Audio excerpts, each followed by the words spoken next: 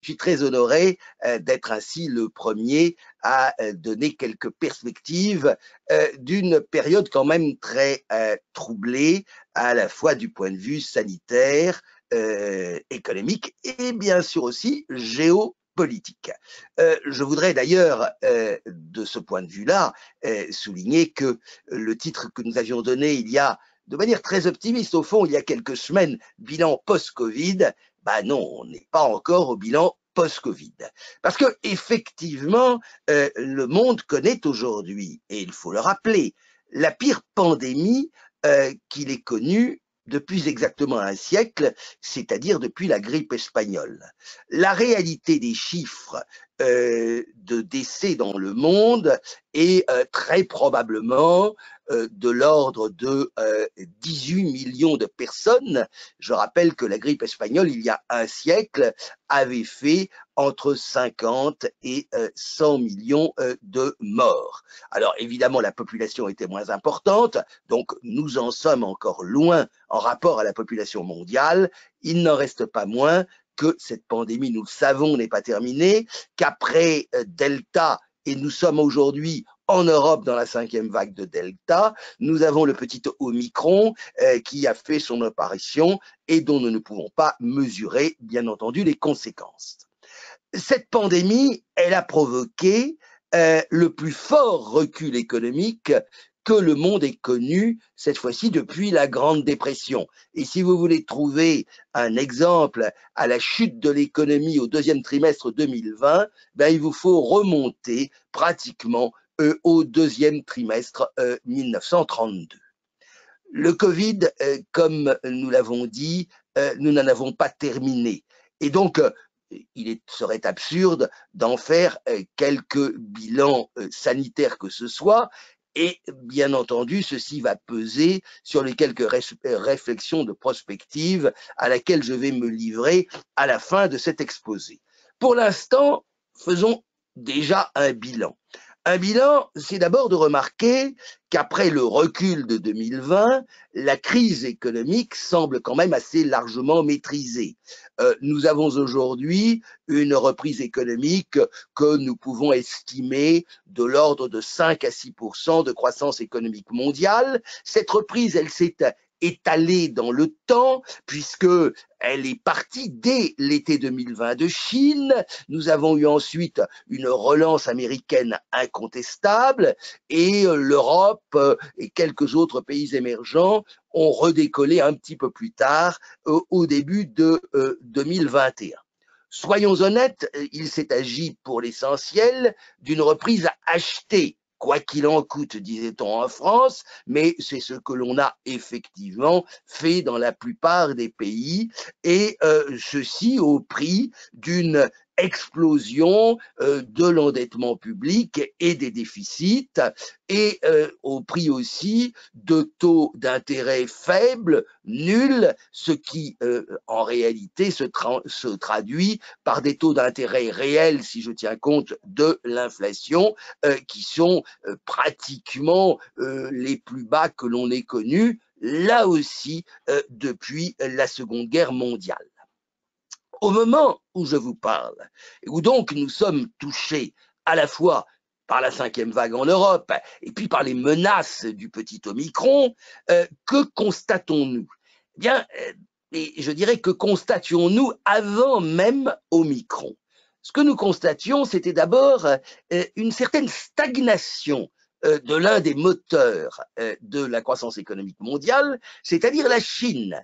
Il est intéressant de voir que la Chine n'a vu sa croissance réelle augmenter que de 0,2% entre le deuxième et le troisième trimestre 2021. C'est-à-dire que pratiquement la croissance chinoise est à l'arrêt.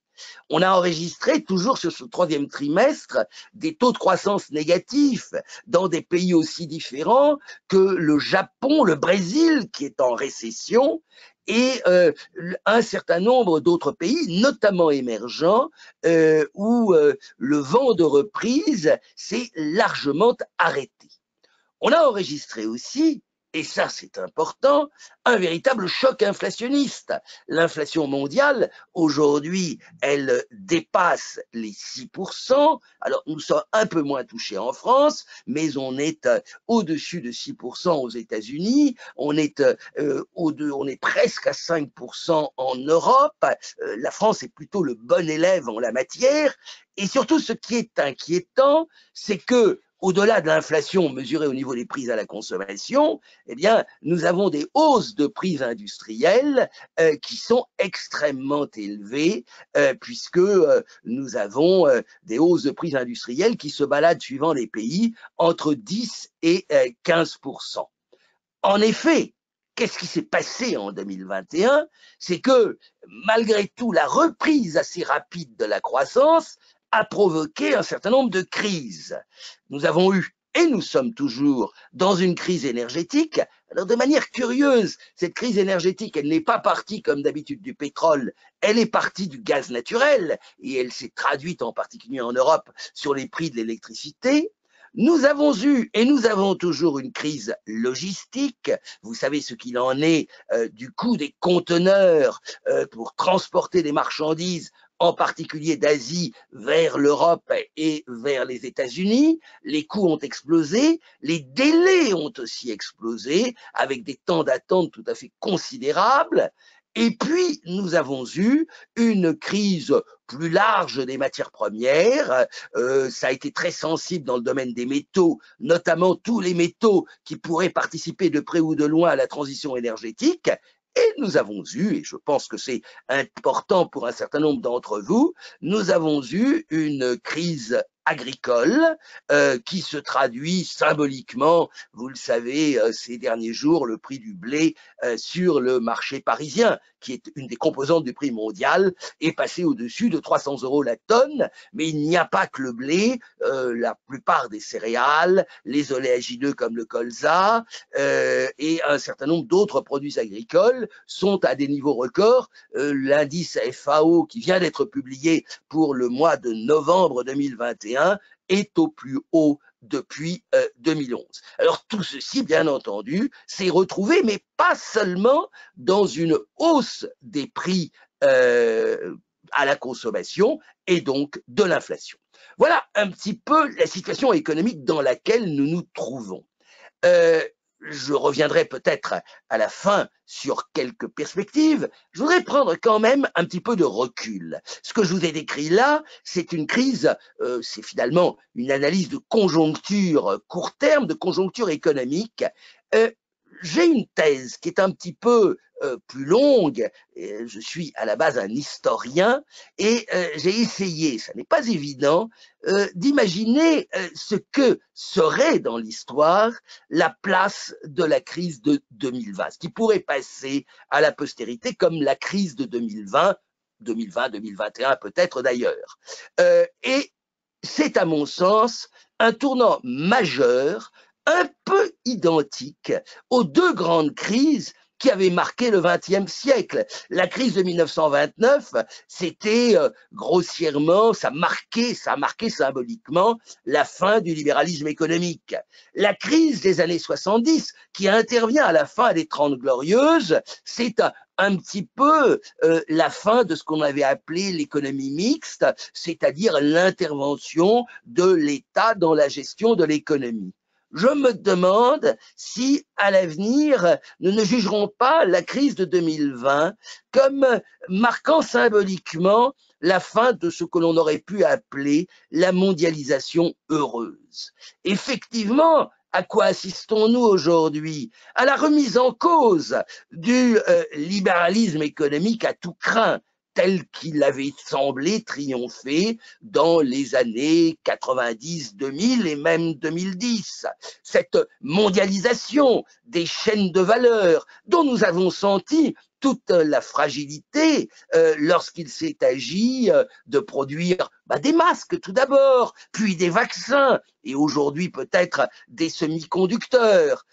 Cette remise en cause aussi, et là c'est positif, d'un certain déni des problèmes environnementaux, des contraintes liées au changement climatique. Enfin, c'est aussi une remise en cause même de la place du travail dans la société. Ce qui avait été frappant en 2020, ça avait été, souvenez-vous, un grand moment, un grand élan de solidarité. Bon, cet élan qui avait marqué 2020 est certainement un petit peu éteint, et on assiste un petit peu partout au retour des égoïsmes. L'échec de la COP26, de ce point de vue-là, en est un triste exemple. Mais il en reste quand même. Et le professeur d'université que je suis le voit bien au niveau de ses étudiants, au niveau des jeunes que nous pouvons les uns et les autres fréquenter, on voit bien qu'il en reste une envie de développement durable, une envie d'investissement socialement responsable, une envie de recherche de sens, et même si le terme peut parfois être un peu éculé, une envie de solidarité. Il est bien entendu beaucoup trop tôt pour dire ce qu'il en restera. Mais il me semble que c'est là un mouvement de fond que nous devrions à un moment ou à un autre retrouver dans les dimensions de notre politique, et ceci au plus quotidien. Enfin, il y a aussi un héritage de la crise qui est important. Au fond, la crise de 2020, elle marque aussi l'irruption, non pas l'irruption, mais le fait que la Chine est désormais en première ligne, le fait que la Chine est devenue, peut-être plus même que les États-Unis, l'acteur économique et géopolitique majeur de la planète. Oh, certes, me direz-vous, c'est la Chine aussi qui a provoqué cette crise, puisque, bon, on le sait, on l'imagine à peu près, même si l'OMS n'est pas très clair de ce point de vue-là, la pandémie est venue de Chine. Je vous signale d'ailleurs qu'il en était de même il y a un siècle de la grippe espagnole qui venait de Chine. Mais ce qui est intéressant, c'est de voir que la Chine est sortie de cette crise économique la première, et qu'elle est aussi la première à rentrer dans une certaine logique de stagnation et même de stagflation, qui est peut-être une des menaces importantes qui nous guettent dans les mois et les années à venir. Alors, voilà, je pense peut-être le message le plus important. Nous ne sommes pas au cœur d'une simple petite crise économique comme celle que nous avons connue en 2008. Nous sommes au cœur, me semble-t-il, d'un tournant majeur pour nos sociétés, et c'est peut-être cela l'héritage majeur que va laisser la crise à nos contemporains, et peut-être plus encore à nos enfants. Quelle perspective peut-on en donner? Bon, très franchement, je ne vais pas me lancer à faire des prévisions à court terme, dans la mesure où je n'ai absolument aucune idée de ce que sont nos perspectives sanitaires. Certes, la vaccination a largement progressé. Je vous rappelle qu'elle a creusé aussi les inégalités entre les pays les plus vaccinés et ceux les moins vaccinés, en général par manque de moyens, mais n'excluons pas, je vous rappelle que l'alphabet grec est encore assez long, et avec Omicron, nous ne sommes qu'au milieu de l'alphabet, nous ne sommes pas encore au variant oméga qui pourrait être le dernier. Donc, de ce point de vue-là, nous vivons avec une épée de Damoclès sanitaire. Si je considère que celle-ci peut être un peu relativisée, nous devrions connaître en 2022 la poursuite de l'atterrissage économique qui a déjà été largement initié en 2021. Et on s'orienterait vers une sorte de scénario de stagflation, c'est-à-dire nous reviendrions, notamment pour nos vieux pays, à des niveaux de croissance économique moyens, voire médiocres, de l'ordre de 1 à 2%, avec une inflation qui, elle, ne serait pas maîtrisée, et on le voit bien aujourd'hui, ce qui se traduirait au passage, et c'est peut-être une des portes de sortie de l'endettement majeur dans lequel nous nous trouvons. N'oubliez pas que pour sortir d'une crise d'endettement, le meilleur remède, ça reste l'inflation et à terme la ruine du rentier. C'est ainsi que l'histoire a fonctionné pendant des siècles, en ruinant le rentier toutes les 2 ou 3 générations. On peut le regretter, malheureusement, c'est un petit peu le sens de l'histoire. Ce qui est clair aussi, c'est que cette sortie de crise, et on le voit déjà aujourd'hui, elle exacerbe les inégalités. Et incontestablement, lorsque l'on regarde l'évolution du prix d'un certain nombre de classes d'actifs, que ce soit la bourse, que ce soit l'immobilier, que ce soit même l'art contemporain, on est frappé de voir une incontestable exacerbation des inégalités, et ceci se traduira, et c'est à mon sens là aussi une rupture majeure que nous devrions trouver dans les années à venir, par un retour de l'intervention dans nombre de pays de l'État-providence, ceci bien entendu posant des coûts non négligeables.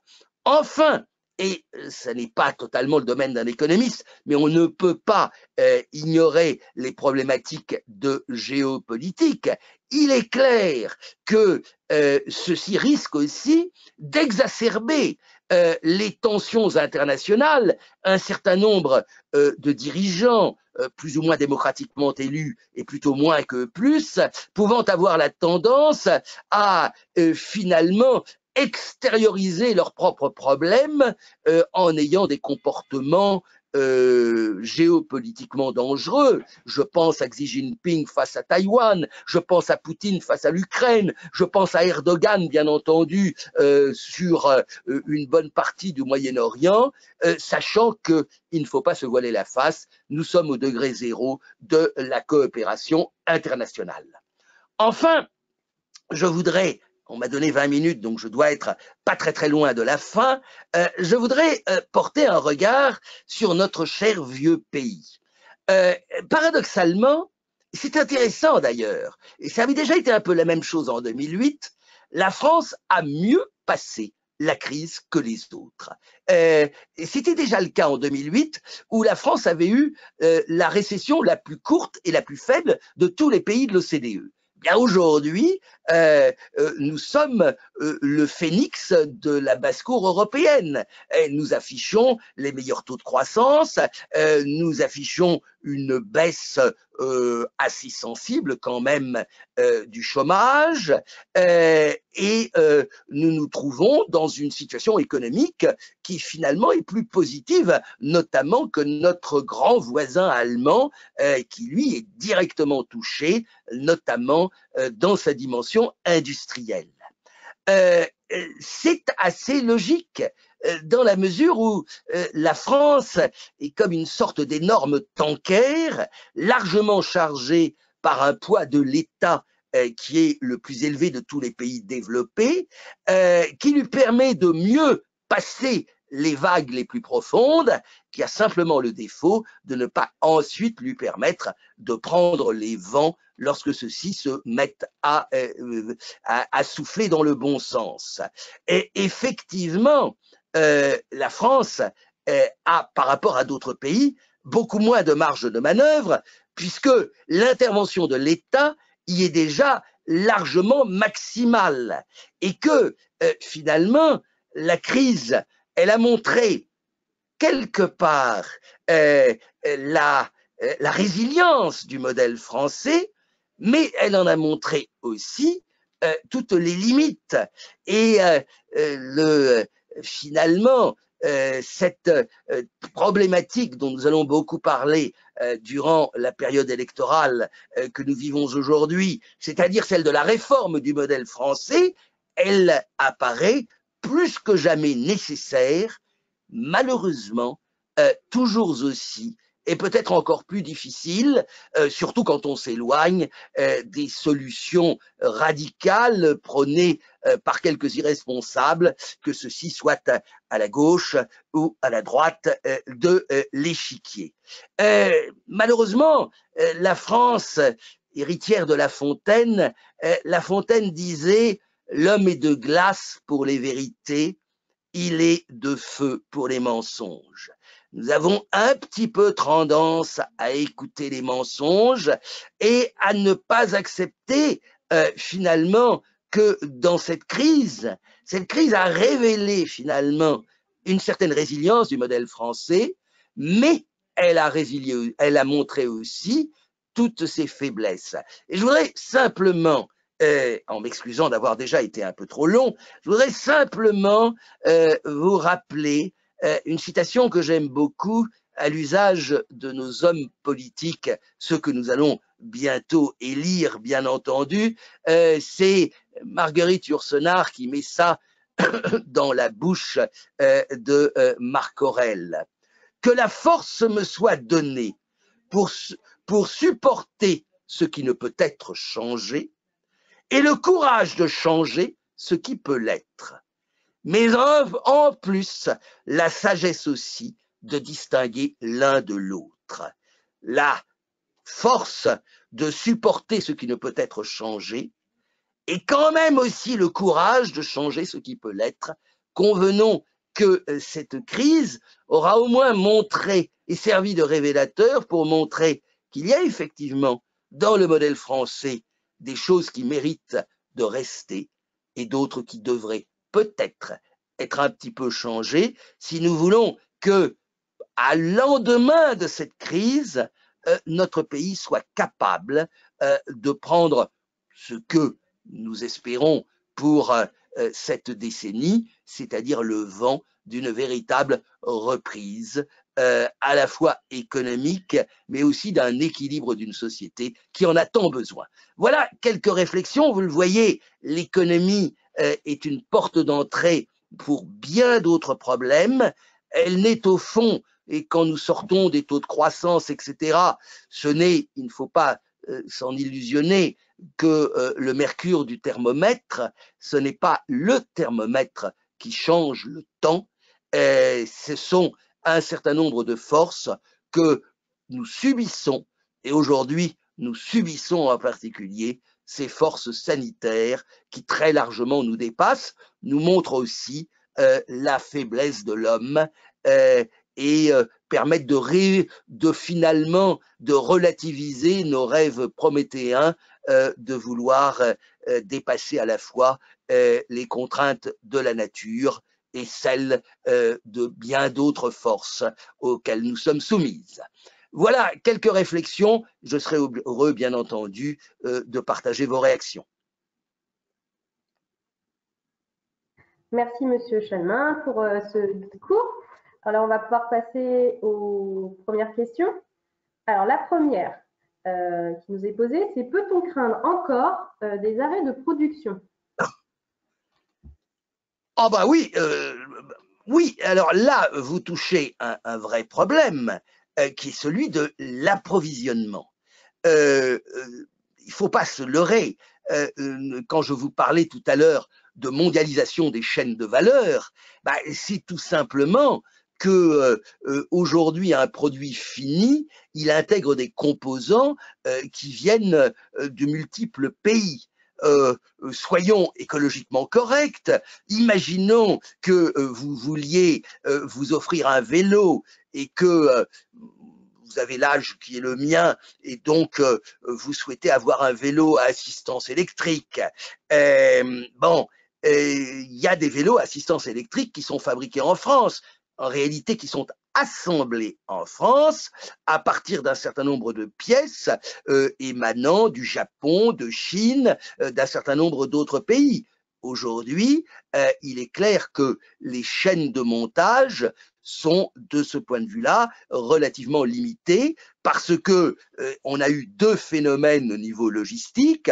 On a eu par la reprise de la consommation largement soutenue par la dépense et les aides publiques, etc., on a eu une augmentation de la consommation considérable à laquelle les appareils de production n'ont pas pu répondre parce que vous avez eu un engorgement des chaînes logistiques.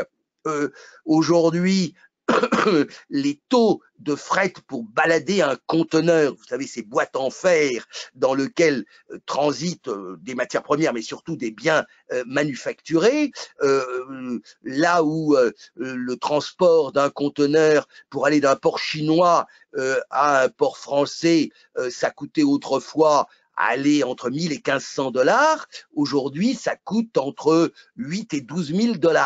Donc, vous voyez, alors tout dépend bien entendu du prix des produits qui sont transportés, mais ceci peut avoir un impact.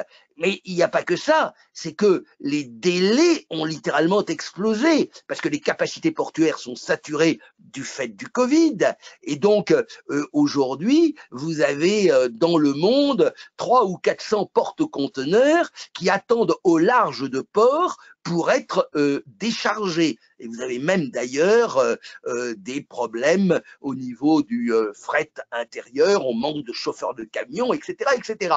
Le résultat, vous avez des usines qui peuvent se trouver dans des situations d'incapacité de produire du fait de pénurie de pièces détachées. On a aussi beaucoup parlé, alors ça c'est moins lié à la logistique, c'était simplement un problème de cycle d'investissement.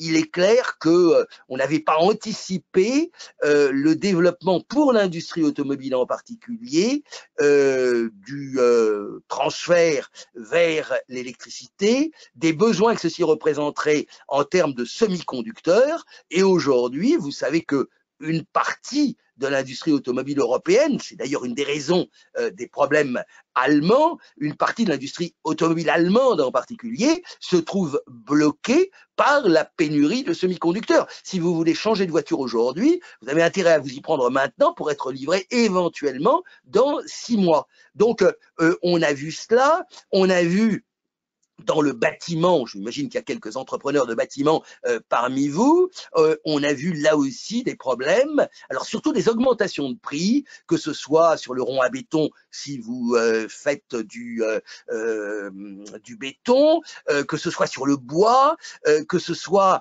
sur un certain nombre de matières plastiques, alors à la fois des problèmes de hausse de prix, et là aussi de livraison. Je sais, pour en avoir parlé avec des installateurs de systèmes de chauffage, qu'on est en quasi pénurie de pompes à chaleur, parce que l'essentiel des pompes à chaleur en France, ils sont importés en provenance notamment du Japon. Donc, on voit bien aujourd'hui que la reprise industrielle, elle est quand même largement limitée par cette mondialisation des chaînes de valeur qui patine un petit peu, alors là, pour des raisons d'une crise logistique qui, alors là, on peut faire quelques prévisions quand même, qui ne se résoudra pas avant vraiment le courant, excusez-moi, avant le courant de 2022. Merci beaucoup. Vous avez parlé de pénurie. La main-d'œuvre est aussi une matière première en pénurie. Pensez-vous que cela va perdurer? Écoutez, oui, alors non, la main-d'œuvre n'est pas une question de pénurie. Le problème est celui de l'adéquation de l'offre et de la demande. Ce qui est exact, et moi je le vois au niveau de mes étudiants, il y a actuellement, alors évidemment, je parle pour des gens qui sortent d'une bonne université Paris-Dauphine et qui sont à bac+5, il y a aucun problème d'embauche. Bon, il y a toujours un temps pour trouver le secteur où on veut aller, pour trouver sa vocation finalement, et donner du sens au travail. Et peut-être cela d'ailleurs qui est important, c'est la relation au travail. Et je pense qu'elle aussi, elle a changé. Nombre de mes étudiants aujourd'hui, oui, ils veulent travailler, mais ils ne veulent pas faire n'importe quoi. Ils veulent au-delà d'un salaire, ils veulent quelque chose de plus. Nous avons un certain nombre de métiers qui sont en tension, c'est clair, et il faut aussi prendre conscience d'une chose, c'est que nous sommes aussi, et ça, moins la France moins, puisque nous avons ce qui m'avait toujours rendu optimiste, les Français avaient ce paradoxe finalement, quand on leur demandait ça va, vous disiez non, non ça va pas, je me sens pas, et vous aviez toujours un moral des Français qui était toujours dans les chaussettes. Et paradoxalement, en même temps, nous avions, et nous avons toujours, même s'il a un peu baissé, mais ça reprend un petit peu, nous avons un des taux de natalité les plus élevés de toute l'Europe. Et quel est le plus beau signe d'optimisme que d'avoir des enfants? Néanmoins, nous sommes, comme moins que d'autres, mais nous sommes un pays vieillissant. Et donc, nous risquons d'avoir sur certains métiers, incontestablement, des problèmes de pénurie qui obligeront peut-être aussi d'ailleurs à s'adapter, les employeurs à s'adapter. Soyons très honnêtes, les problèmes rencontrés dans les métiers de la restauration sont incontestables, mais on ne peut pas dire que dans un certain nombre de cas, la manière dont les problèmes de main-d'œuvre étaient traités dans le secteur de la restauration n'était pas toujours optimale. Donc, il faut pas. Bon, la relation entre un employé et son employeur, elle doit aller dans les deux sens. Pendant trop longtemps, on s'est dit bon ben déjà je donne un emploi, c'est merveilleux, je peux faire n'importe quoi. Donc et au-delà de l'aspect réglementaire, bien entendu, qui est très présent en France, parfois peut-être un peu trop, je dirais que il faut retrouver aussi dans cette notion de travail, et ça moi je le sens énormément au niveau de mes étudiants, il faut retrouver peut-être un petit peu plus, et c'est ce petit peu plus qui peut faire la différence. Ce qui est clair en tout cas, c'est que dans ces tensions inflationnistes dont je parlais, le marché de l'emploi en est un exemple, et il en est un exemple aussi, notamment aux États-Unis. Ça va peut-être nous amener d'ailleurs à revoir un petit peu. Je sors de la question, mais elle est importante. Dans l'évolution que nous vivons aujourd'hui, dans nos modèles de consommation, ah, c'est très très bien de commander sur Internet, etc., et d'être livré dans l'heure ou dans les 2 heures. A-t-on mesuré simplement le coût humain que représente ce service? Un philosophe disait qu'il faut à tout homme libre un esclave. Avons-nous mesuré le coût humain de la livraison et du travail que représentent ces immenses entrepôts et tous ces gens qui sont là, payés dans des conditions souvent de précarité difficile, il faut le rappeler, pour livrer nos moindres caprices just in time? C'est là aussi une vraie question qu'il faut savoir se poser. Merci beaucoup. Une autre question concernant les incertitudes climatiques. Comment cela va peser dans l'économie? Écoutez, quand je fais des prévisions aujourd'hui, j'ai l'habitude de dire, bon, je fais des prévisions, alors je vais ouvrir quelques parapluies pour me protéger. J'ai mon premier parapluie sanitaire, mon deuxième parapluie géopolitique et bien entendu mon troisième parapluie climatique. Des accidents climatiques, et là, je parle quand même à un public où il y a pas mal d'agriculteurs, je pense, des accidents climatiques, il y en a toujours eu. Et ça, il faut le rappeler. Et à la limite, nous avions presque pris l'habitude de maîtriser de plus en plus le climat. Regardez, on ne fait plus de vin, me semble-t-il, en Normandie. Mais j'étais frappé de voir que dans mon Bordelais natal, ils avaient tendance à faire l'année du siècle tous les ans. Il faut admettre le fait que, oui, le climat, nous ne le maîtrisons pas. Je vous signale d'ailleurs que la crise agricole dont j'ai parlé tout à l'heure très brièvement, elle est assez peu liée il n'y a pas eu d'accident climatique majeur. En 2008-2009, on avait eu un accident climatique majeur, régulier, qui s'appelle El Niño, qui modifie le climat dans toute la zone Pacifique-Océan Indien. Là, on n'a eu rien de cela. On a eu des sécheresses au Canada, ce qui a impacté le blé dur et le colza. On a eu, bon, cette année en France, de bonnes récoltes, mais la qualité n'a pas suivi. Ça risque d'être la même chose d'ailleurs en Australie, où il y a eu des pluies au mauvais moment. Bon, ce qui est clair, c'est, alors par contre, c'est que nous avons quand même des systèmes agricoles qui sont quand même poussés à leur extrême, donc qui sont peut-être plus sensibles aujourd'hui qu'hier à des accidents climatiques. Mais des accidents climatiques, il y en a quand même toujours eu. Sont-ils aujourd'hui plus récurrents? Je ne le sais pas.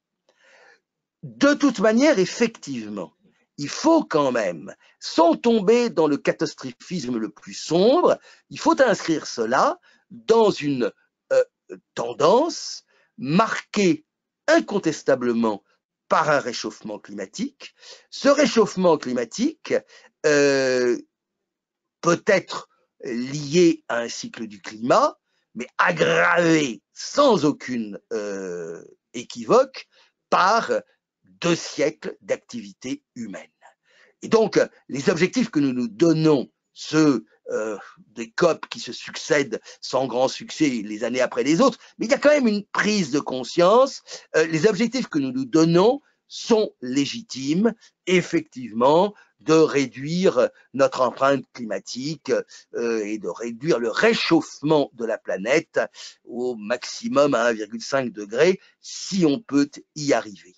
Ceci, bien entendu, a des conséquences.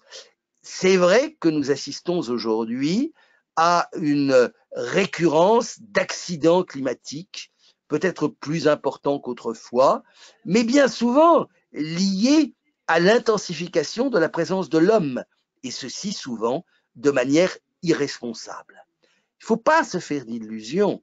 Nous ne retrouverons pas, dans nos rapports avec la nature, et c'est là où je ne suis pas totalement en phase avec l'écologie dure, la nature n'est pas bonne. La nature, elle s'adapte. Nous serons, ils seront, à la fin de ce siècle, 10 milliards d'êtres humains. La Terre s'adaptera à ces 10 milliards d'êtres humains. Les 10 milliards d'êtres humains devront faire des efforts, mais quelque part, les efforts devront être réciproques. Et c'est vrai que nous connaîtrons probablement plus d'accidents climatiques que nous n'en avons connus par le passé. Je rappelle simplement quand même à tous à tous ceux qui pensent que quelque part la fin du monde est proche, etc., et qu'il faut revenir à la totalité de la décroissance, ce sont des fadaises. Jamais le monde n'a, par exemple, autant produit de grains, de céréales, d'oléagineux. Qui aurait imaginé au début du XXe siècle, à l'époque, le monde comptait 1,5 milliard d'êtres humains, que le monde, un siècle plus tard, serait capable de nourrir, comme il le fait aujourd'hui, 7,5 milliards d'hommes. Alors vous me direz, il y a des gens qui souffrent de pauvreté alimentaire, non pas parce que la nourriture n'est pas disponible, mais parce qu'ils n'ont pas les moyens d'y accéder. Et la vraie faim aujourd'hui dans le monde, elle ne touche que des régions qui sont affectées par la folie des hommes, que ce soit aujourd'hui l'Éthiopie, le Soudan, le Yémen ou la Syrie et l'Afghanistan.